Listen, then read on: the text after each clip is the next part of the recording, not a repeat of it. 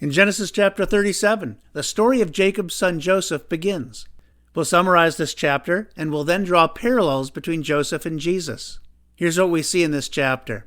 Joseph is clearly the favorite son of his father Jacob, also called Israel. Jacob even shows his favoritism by giving Joseph a special colorful tunic. Joseph's brothers, as you can imagine, are not excited about their father's favoritism. Joseph has dreams that foresee his brothers and then his parents bowing down to him. Joseph's brothers now hate him. Then one day, Joseph is sent by his father to check on his brothers.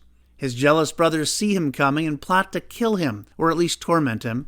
They strip him of his special tunic and then throw him into a pit, a cistern. Instead of killing him, they decide to sell him to traveling traders for silver. In order to cover up their deed, they kill a goat and sprinkle Joseph's special tunic with blood. Then they bring the tunic to their father Jacob. And that's where we pick things up at verses 34 to 36. Then Jacob tore his clothes, put sackcloth on his waist, and mourned for his son many days. And all his sons and all his daughters arose to comfort him. But he refused to be comforted, and he said, "For I shall go down into the grave to my son in mourning." Thus his father wept for him.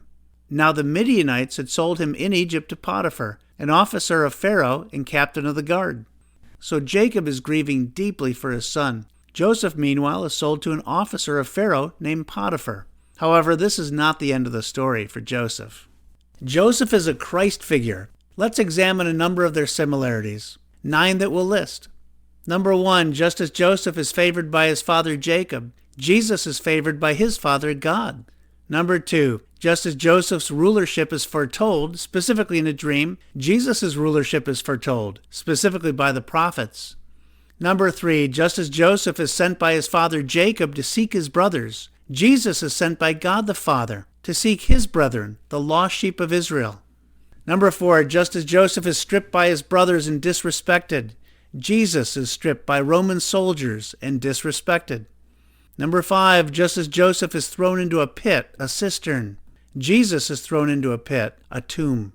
Number 6, just as Joseph is sold by his brothers for silver, Jesus is sold by Judas for silver. Number 7, in both cases there's a substitute sacrifice. Joseph's brothers kill a goat and sprinkle its blood on Joseph's tunic as a substitute sacrifice. Jesus himself is killed as a substitute sacrifice for us. Number 8, just as Joseph's father Jacob mourns for his son, who he thinks is dead, Jesus' followers mourn for Jesus, who indeed is dead. And then number 9, in both cases the son's plight is not the end of the story. Joseph will be taken to Egypt, where he will end up rising to prime minister, and he'll be instrumental in saving his family from starvation. Similarly, Jesus will rise from the dead, and he'll be Lord over all, saving people from spiritual starvation. The lives of Joseph and Jesus help us see that evil does not ultimately thwart God's plan. God can incorporate it right into his plan. Let's be those who keep our eyes focused on God, no matter how bad things get, knowing that God works all things for good to those who love him and have been called according to his purposes. Thanks for listening.